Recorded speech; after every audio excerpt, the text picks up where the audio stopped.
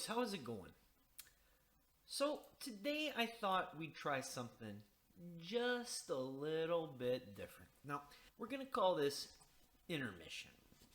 Now, as you know, as patrons of the fine arts like me, you guys know that intermission, you get up, you stretch your legs, you go out, you talk to your lady, you say, lady, what do you think all that was about? What do you think of that stuff we just saw? She goes, well, and then you go, well, and it goes on like that. So that's kind of what we're going to do here. Take a breather, focus back on what we've just seen, what we think so far, the David Cage Fest that we are being subjected to. That is called Detroit Become Human. So this game, this art piece, this experience, it's basically broken into three narratives. You got Kara. She's a maid bot, or a hospitality bot, or she's a maid bot. You buy Kara, she cleans the house. You say good job, or if you're Kara's employer, you yell about the accountant stealing your wife. You throw the table, and you start beating your kid. And see, that's what sort of starts Kara's life of crime, so to speak. Then you got Markus. This guy is a pompous, little, arrogant art robot. He was bought by a guy who has more money than he knows what to do with.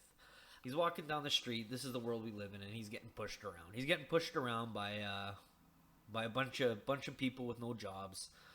And they say, you took my job, and they push him around, and he doesn't do anything about it because he hasn't gone bad yet or whatever.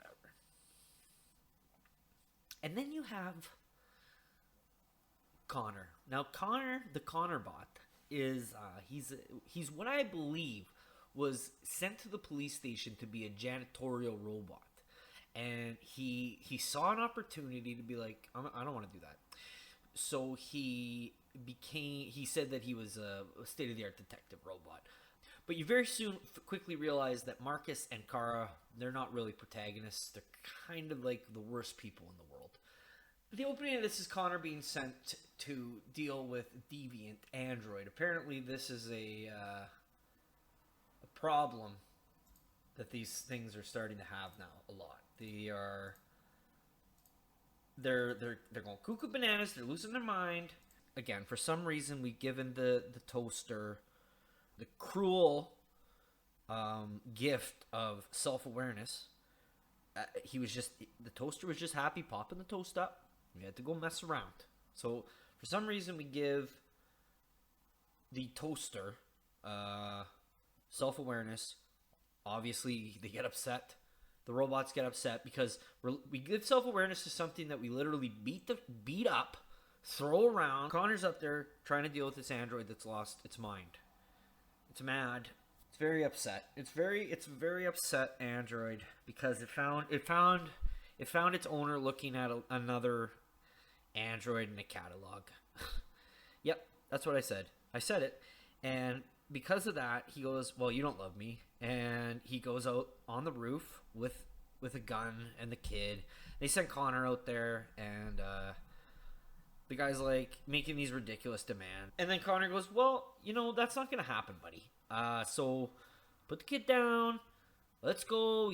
If you want to jump off the roof, like, okay, this guy.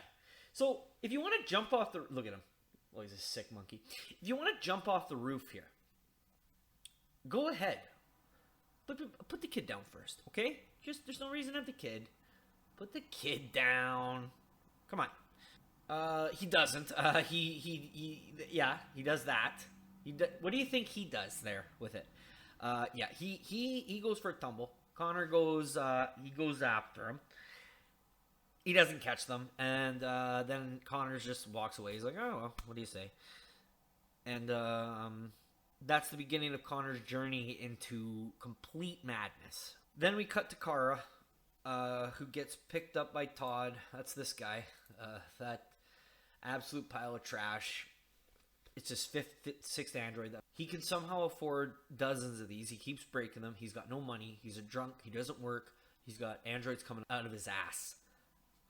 So Kara, Kara plays housewife for a bit, brings him a beer. Things are all copacetic. Todd's kind of a loser, whatever. He's pretty abusive, and then you find out, he's a drug addict too. He's smoking some red crystal stuff that's all over this game. It's their catch-all drug. And so he's abusive and he's yelling, and then he starts screaming at the kid right before he gets real bad. And you're gonna go, uh-oh, hey, whoa, Todd, whoa. Right before that point, he goes, I'm sorry. He starts bumbling. You can tell he's done it 100 times before. He's this big loser guy. He's all full of shit. He's so sorry, but he's not sorry. He doesn't care. He's a big fat loser. And with that beautiful scene of the kid cowering, we cut to Markus, who is somehow the most pompous android ever created. I think that was his designation. Like they have these certain sanitation bots. They have these certain electric bots, I would imagine.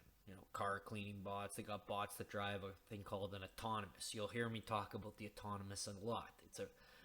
It's a stunning vehicle, boys. Stunning. We follow Markus around. He picks up some paints for his rich owner. He gets abused by some stupid demonstrators in a very over-the-top, ham-fisted way, and we're supposed to be thinking, but we're not thinking. We need to think. So then he gets on the bus. He's got to go in the special bus compartment because this game doesn't even try to hide the fact that David Cage was told to sit in the back of the bus on the way to the Game Awards, and Hideo got to ride in the front. He doesn't even try to hide that fact, but so he gets off the back of the bus. He goes inside. He talks to his stupid owner. He's dying. He thinks he's a funny guy. He's like, he paints this picture, and he asked me honestly, and I straight up say, I don't like it. It's not your best work, and garbage really. And he goes, yeah, I got nothing else to say. And I go, well, then put the paints down, old man. But he goes, you know what though? You know what? What if you pick up the paintbrush and you paint something? And Markus acts all stupid. He's like, oh, me? It's like, okay, buddy. Calm down. And then he goes, no, yeah, paint something. And the only thing I can think of that Markus is going to think about after his attack by the protesters there, he's gonna want revenge. So I think he should paint a picture of a smashed up protester on the road. I mean, it's only natural. It makes sense to get that stuff out. To me, it makes sense. To you guys, maybe not. But again, up here. So he paints this, and Carl's not impressed. You can tell he's not impressed. He goes, that's a good copy. That's what he says. He calls it a copy. Carl's acting like he's still making paintings like he was when he's young. He's not. Trust me. The last 20 years, Carl's making a bunch of fucking junk. A bunch of junk on canvas. And people are buying it because they don't know any better. Trust me, I know how it works. These art boys. This art community. Trust me, that's why I'm doing this. I'm showing you boys. Art, video game, etc. So, yeah, like I said, Carl says it's garbage. What are you doing? You big loser. And he goes, okay, try again. Try again, do it right this time. Try again, do it right this time, you stupid android. So he draws this thing, and it's all yelling. It wasn't really very good either. And Carl, I swear to God, he literally, I hope he was kidding too. He's like, oh my God. Like he vomited it out with surprise. And then I looked at the picture. I don't know why I didn't want to vomit anything out. I didn't vomit out, oh my God. He said it as if he was impressed, so I don't know. I guess Carl's further along, deteriorating mentally than we thought. And then it happens. Carl's loser adopted son, Leonardo. I'm guessing he's adopted. He found him in the sewers. This junkie turtle comes in, and he's begging for money, and Carl's like, whatever, the money I just get. It's the same old story we've seen 100 times. He starts getting all cocky. He goes, you suck, Dad. He goes, this robot too, it's no good. No good, I don't like this robot. I don't like it. He leaves, he storms out. We go, what was that about? That was probably the most pathetic thing I've ever seen in my life. And while we're still contemplating what we just saw with Leonardo the failure, they throw us straight back into Connor. Connor's body count at this point is 1. That's as low as it's going to get in this game. And Connor, he's at the bar. He's looking. Connor's an android, by the way, the janitor bot. So he's at the bar. He's looking for his lieutenant. You won't believe it. The lieutenant turns out to be the guy who lied to Truman on the Truman Show. Truman's buddy there, who's like, "You're my best friend. I wouldn't lie to you." But then I guess James Caan told him the lie, so he did it. Like it was a betrayal. It was a real betrayal. And then he was also the guy who was in the Shawshank Redemption, and I don't even want to tell you what he did in that. I'm pretty sure he killed Elvis in that. If I remember correctly, he shot Elvis Presley. And in this game, he's basically no better. He's a drunk. He's a drunk. All he does is drink and eat burgers. That's it. He's a drunk burger eater. He's like Randy. He's like Randy from Trailer Park Boys. But he doesn't have the gut. That's the only difference I can see. So, obviously, the android goes to get him, and he's like, I don't want to work with some android. So there's obviously some android problem. Me, personally, I think that he doesn't like the androids because he had a lover in the police force, and I believe that lover was killed by an android. And I think he's starting to see that lover again in Connor. Connor likes Hank. You could tell right away. But Hank, he's not ready. He's not ready to put his heart out there again yet. But Connor, he's like a space heater bot too. He's warming that heart up, and he's not taking no prisoners. So as they fumble through, they go through a couple of crime scenes, and they start realizing that these robots, I mean, they're losing their minds. They're going cuckoo bananas here. What's going on? What's happening here? Why don't these robots like getting pissed on and shit on and beaten up and thrown in the gutter? These robots are stupid. They're stupid idiots. I mean, we let them feel emotion, and then we treat them like shit. What's going on here? So, and this is the mentality that Todd has, and Todd continues this mentality with Kara. Kara, she's struggling to even find food in the house to make. She puts this crap food together. She's like, this is all I can find, Todd. Throws it on the table. Goes, I don't know what you want me to do. He's like, rah, rah, rah. He's screaming again. He wants his drugs. All he does is do drugs. His little red rage drugs. And then he has a total meltdown. He starts screaming about the accountant again, and the way he said it was so embarrassing. He throws the table. He goes, "Left me for a fucking accountant!" Like it was embarrassing. Like I had to turn the game off, I think, for about 3 or 4 days after he just said that before I could get back. It was bad. It was bad. I don't know where they found this guy, but put him back where he was. Okay, so kid's obviously terrified because he's bellowing like a beast, or she's just again completely embarrassed and goes, I can't even be seen with you. So he's got the belt off and he's walking towards the stairwell, and then Kara, I guess this is when this is her breaking point now, and she literally breaks through a giant red wall of I don't know how to even describe it, but she smashes through this wall, runs up to Todd. It's a real pathetic show. Todd is embarrassing. His fighting style, there's no style to it at all. He embarrassed himself. Kara doesn't even have to throw a punch. She was dodging left, right. She was like a butterfly, but not stinging like the bee. She was running like the butterfly and floating like him. So they run. He's insane. He starts chasing them, and Kara, in her wisdom, grabs the kid, and she runs out and she gets on the bus. And it is at this point that Kara stops making good decisions. If you enjoyed Kara doing good things, turn the video off, because that is it. You are finished with this. Kara at this point becomes an insane, dangerous liability. A selfish machine that ends up just putting a child in just unbelievably dangerous situations to prevent herself from getting reset at worst. She gets on the bus. She has no idea what to do. So the next thing that happens is that obviously they get to the end of the line of the bus, and the bus driver goes, "You got to get off the bus." And she goes, "Well, we don't know where to go." And the bus driver's like, "Okay, like, what do you want me to do?" It's pouring rain. Kara gets off of the bus. They don't know where to go. The first thing that she does is go into a laundromat and steal.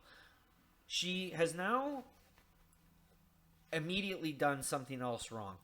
She can't take the kid to the police station at this point, get the father arrested, and the kid goes somewhere safe. Kara could probably even theoretically go with her if it's like some sort of support system. I mean, it is the future. She could literally just say that this is my support android. Instead, no, she gets her off at the last bus stop, steals clothes. She goes into a convenience store, steals a giant rabbit, a chocolate bar. She gets caught stealing the chocolate bar, thrown out. Then she finds a derelict car, and she says, "Oh, we can sleep in here." And the kid literally has to tell her, "No, I don't want to sleep in the derelict car." And the car goes, "Fine, whatever." And she goes next door into an abandoned derelict house. Well, okay, good, I guess. House is better than car. She is there for under a minute before she is threatened with a knife by a different android. So Kara has now brought her to a place where she wants her to sleep in the car. She says no, tries to take her in a house. That house has an android in it who's lost his mind. He is the most broken android I think I see in the game so far. He threatens to stab him. And then they spend the night. After they work it out, because she's like, "Hey, I'm an android too," and he's like, "Oh, cool. Look, come on in." They just sort of hang out with that guy for a bit. We skip to Markus. He's coming back with his owner there, Carl. They go to a party. They have the same old kind of chit chat you would expect. "Why do I go to those things? I don't know why you go to those things." They realize the light's left on. Markus goes, "Obviously I didn't leave it on. I'm a super android. I'm the best." He goes, and so he calls the police immediately. This stupid head thing. Of course, it's that junky pile of shit Leonardo. He's sitting in there. He's trying to steal. He's literally stealing his dad's paintings to sell them for. I'm only gonna assume it's that red junk that's in the game, the catch-all for every drug. So Carl starts screeching, "Get out of there!" in a really embarrassing fucking scene, and Leo doesn't do it because he's a loser, and he has all this pent-up weirdo energy. He's like, "You love this android more than me." It's just like, whoa, buddy, what a loser. Like, literally like saying you love like your toaster more than me. Not manly. So Leonardo fails it. He's a pathetic turtle. So he starts pushing around he puts around Markus, like, because he thinks he's a tough guy. And so then he hears his dad literally say to Markus, "Don't hurt him. Don't hurt Leonardo. He's a big loser." And then he starts pushing him more, like a coward would. So Markus is just standing there, and then he realizes, wait a minute, I don't need to put up with this. I don't need to put up with this loser, this mutant, this mutant ninja. So he, no joke, he smashes through the red thing, just like Kara did, and he grabs Leonardo. And he pushes him, and I swear to God, he fucking kills him.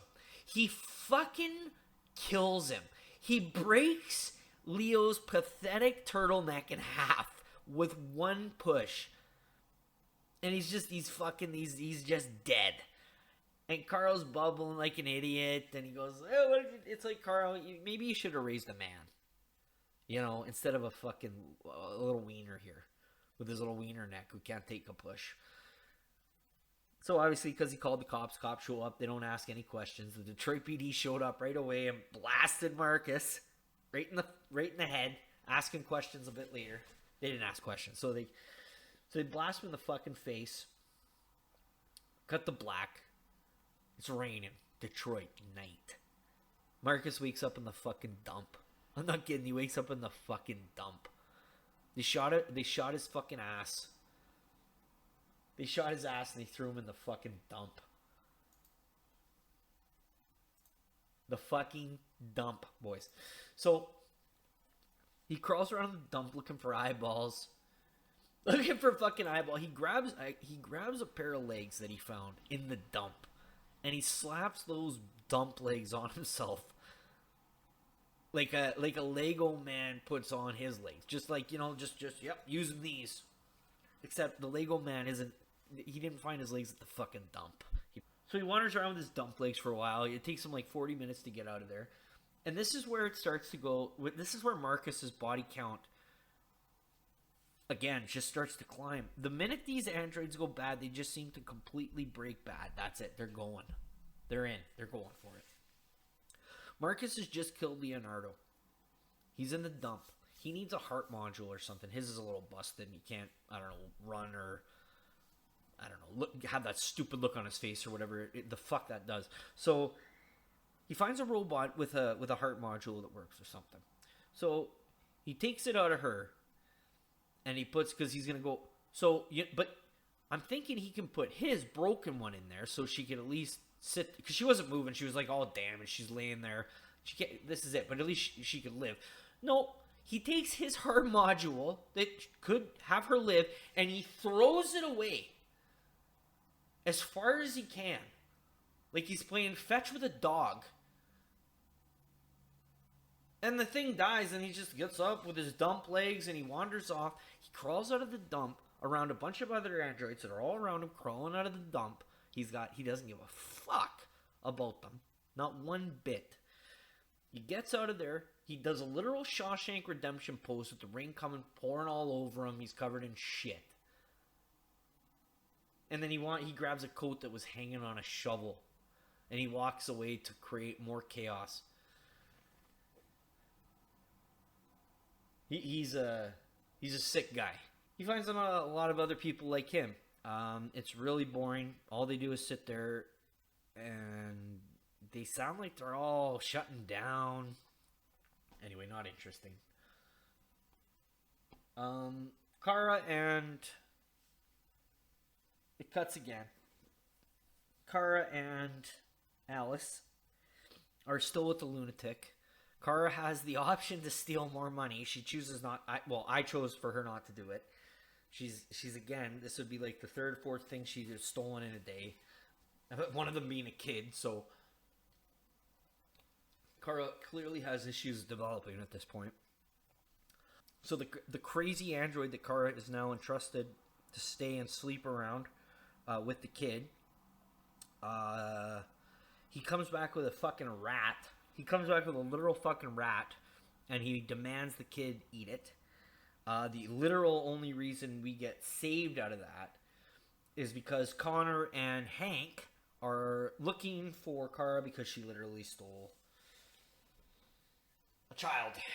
She napped a child. So they hide under the stairs. Connor comes in. He can tell immediately that this fucked up android with his face all bashed in and a knife in his hand and a dead rat on the table. With a place setting for 3, by the way. He had a place setting for 3. So Connor sees the 3 plates, the dead rat, and he goes, well, I don't think this is for you. And it literally says androids don't need to eat for Connor, as if that's the thing that gave it away. Like I said, Connor is definitely the janitor bot. Connor sniffs him out in 2 seconds. Then the crazy guy with the knife grabs Connor so they can get away. That's the last that we've seen of him. No way he's alive. They would have wiped his ass out. So that's another for Kara. Another dead body around Kara, if you want to count him. Putting her at... No, wait, 1, right? She's only... Who's she killed? She hasn't killed anybody. It's the other 2. I forgot. Kara's the only one that hasn't killed anybody, unless you want to count this guy. Which, let's count them. Kara's body count, 1. No, okay. We can't count it as Connor. Although we probably could if we think about it. Anyway, they run away. Connors chases after them.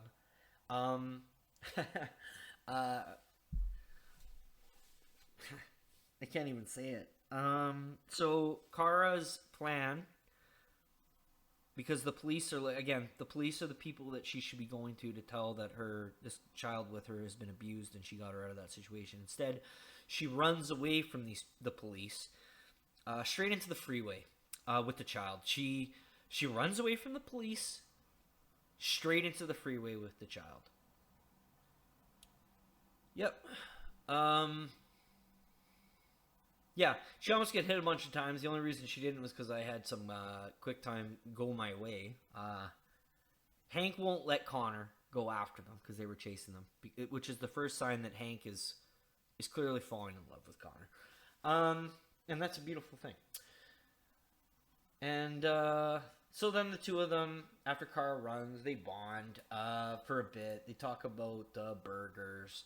They talk about, what Connor's there for, why he's there, what he thinks, blah, blah, blah. And they talk about Connor tells Hank about the kid, but Hank's still not ready to say about his, like I said, his theoretical lover there.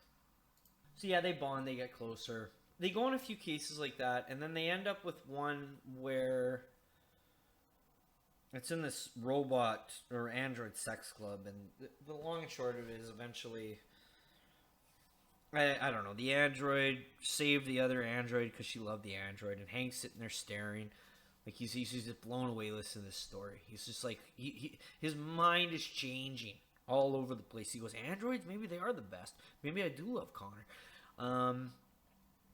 And then, so we're talking to them. The android runs at me. The android comes at Connor, runs at him. I mean, she may have just been in her underpants, but Connor got worried, and he blasted her. So that put his body count at, I think, 2. Yeah, so Connor's body count 2. If you count the little girl, and then the girl that loved the girl that Connor blasted ran up, took his gun, and shot herself. Hank couldn't believe it. Hank was so upset with Connor because of the love, and he even said, he goes, they just wanted to be together, man. It's like, Hank, you were calling me a pile of garbage 2 minutes ago. You know what? Why don't you relax? Why don't you settle down? So it's been a little rocky since then. It's been a little rocky, and that's the last time we left the two of them. So their relationship is developing very nicely. I think by the end of this, they're in love. The last thing we saw with Kara was that she was running across the freeway with the child.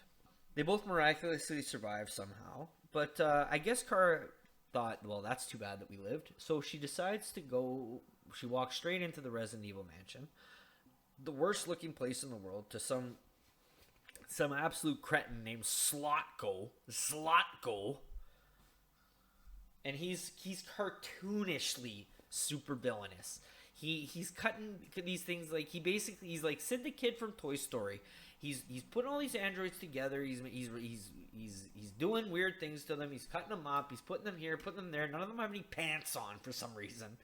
And he's got this android that he likes, Luther. Now you want to talk about body counts? Luther is probably no joke in the hundreds. Luther is an absolute pile of garbage. He's a genocidal maniac of his own kind, and his hands are so stained with blood they should call him the Crimson L. He helped this guy. He kept helping this guy. They lock up. Obviously, they lock up Kara. They lock her up. They wipe her memory, and then he's even gonna do awful stuff to the kid. Luther's all for this too, by the way. Luther's all helping him. Kara gets out, escapes somehow, kills an android on her way out, who we all know was gonna scream. We all know he was gonna scream. He was gonna scream in that bathtub to high heaven, and we would have had way more quick time events to do. So we solved that problem before it was a problem. We took him out. Kara took him out. I agree with that one. So again, body count, add 1. She runs through the house. They run away. They get outside. Luther, or the slot go, follows him out. He's bringing the shotgun. He's like, I'm going to kill you or whatever. And Kara tells the kid to run because she falls, that trope. And Kara's like, no way, Kara, Alice is like, no way, Kara, I really have Stockholm Syndrome now because I should just be running as far away from you as possible because you keep putting me in situations like this. This is the second homicidal maniac that you've had me interact with in as many days, in as many days. But she doesn't. She goes like whatever, and he goes ha ha ha. And then Luther turns around and he goes, "Oh, actually, I'm a good guy now." And he grabs the shotgun and he's like, I don't like you now, Slotko." And it's like, "Oh, you can't do that." He's like, "Yes, I can." But the real reason was because I think Luther saw we had let out all the defects, all the things that he made. We cobbled together, in his Toy Story mansion there, and they came out. They bludgeoned the fucking shit out of him, and I think that Luther knew that he was gonna get that too, and he pretended that he's a changed man. He goes, you know what he says? He goes, I saw the kid defend you, and it totally opened my eyes, totally opened them, and we're just supposed to swallow that load of shit, and I'm not too happy about that. So yeah, they bludgeoned him to death. They stopped short of Luther. I guess they believed him. Don't know why. I would have kept going. Take Luther out, take the shotgun, move on. But then, so Kara, once again, this is not a joke. They go with the mass murdering Luther with the shotgun, who just literally tried to give the little girl to a maniac who's jumping a car with him, and we head to Canada. Do you want to know why? Because Luther said so. On the way to Canada, the car breaks down and they don't know what to do. They both wear their winter jackets and comment how Alice will be cold. They both the robots wear their winter jackets and comment on how Alice will be cold. They luckily broke down right outside an amusement park, which was filled with Jerry bots. They literally smashed through the window to say hello. That's not a joke. They smashed into the window. They scared the hell out of everyone and said, "Don't be afraid." This is what we're dealing with David Cage. That was the last we saw of Kara. So as you can see by Kara's story there, she is the antagonist. She is the kidnapper who has now put the kid in more danger than I think any game has ever shown a child in danger. I'm having a hard time figuring out a game that has shown a kid in more danger than this. Yeah. And then it gets, and this is where we start, and why I wanted to sort of sit back and reflect on all this. So Markus meets these people, his people, in this abandoned tanker. He tells them, we can't live down here. We're dying. We need blue blood. We need blah, blah, blah, blah. So they go on all these stupid missions. There's a girl that likes to do it. There's a guy that doesn't like to do it. And then just somehow, out of complete nowhere, and for what seems like no reason whatsoever, he basically just becomes Jesus Christ. He can just touch other machines, and they listen to him. They're immediately turned, I guess, what deviant or whatever it is. Like and then they go in because when this all happens is he goes into this TV station, and because they want to broadcast their message of equality. We'll get into that mess.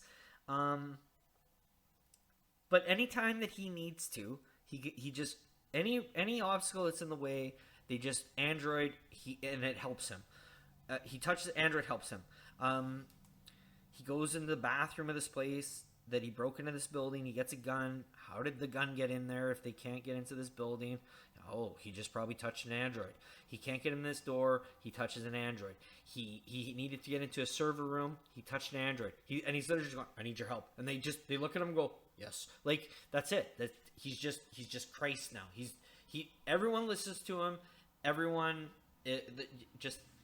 he's Jesus Christ who's killed a bunch of people, I guess.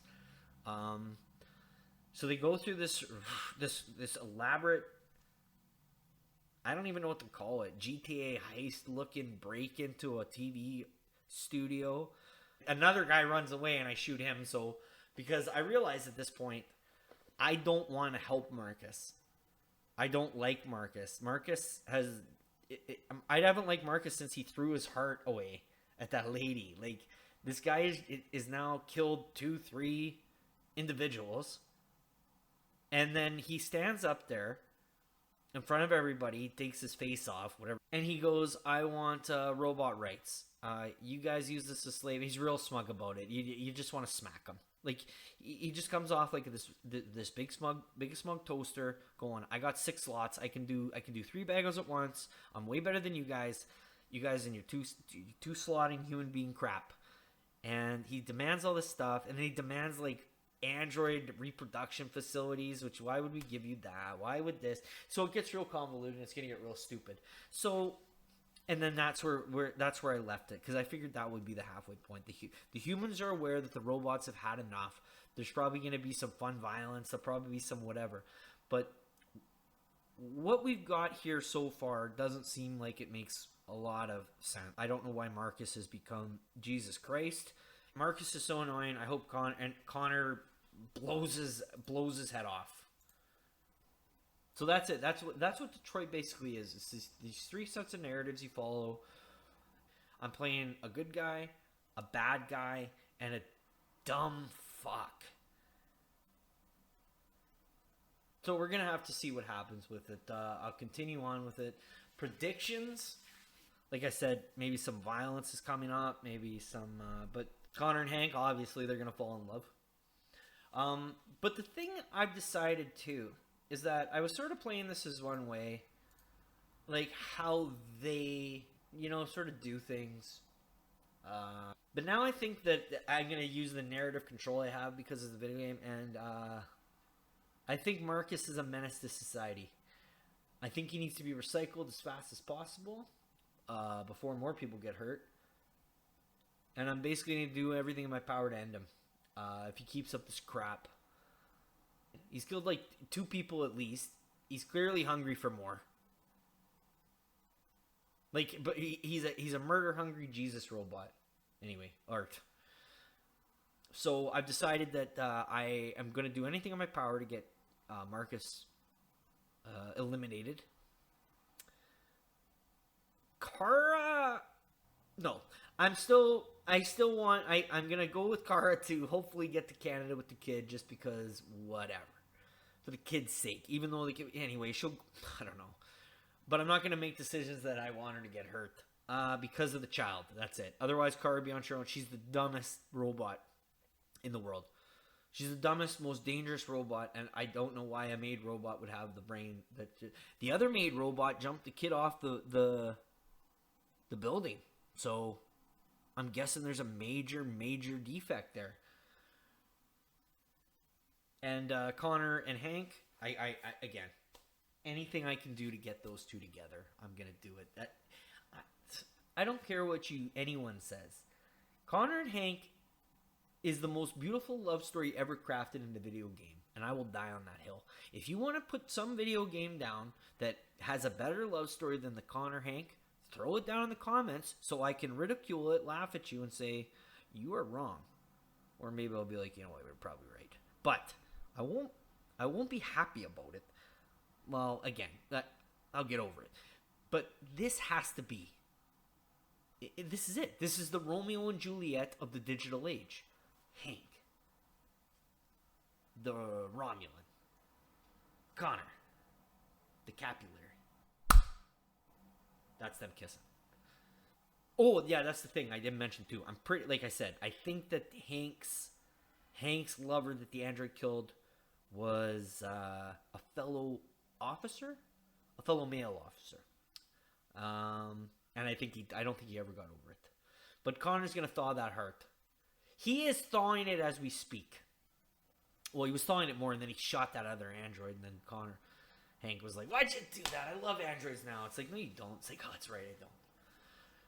But anyway, we'll see what happens here. So that was the intermission. This one, unfortunately, it's going to be a little jumbled up, but just because of the way the narrative goes. This one's sort of a work in progress. Don't expect greatness, but it'll improve as I go through this kind of stuff. But this is sort of the thing I'm going to do. We're going to have a sort of a preamble in the beginning of a playthrough. Go, what's this guy? What's this guy about? Then about the halfway mark, we do this. We go, what do we think so far? What do we think of what's going on here? What are we looking at? And then in the end, we go, well, that was something. And we haven't gotten to that one yet. But when we do, boys, you'll be there. I'll be there. Boys, it's going to be something else. It's going to be something special. And I thank you for listening to this intermission, what would you call it? The intermission discussion, analytic, moratorium.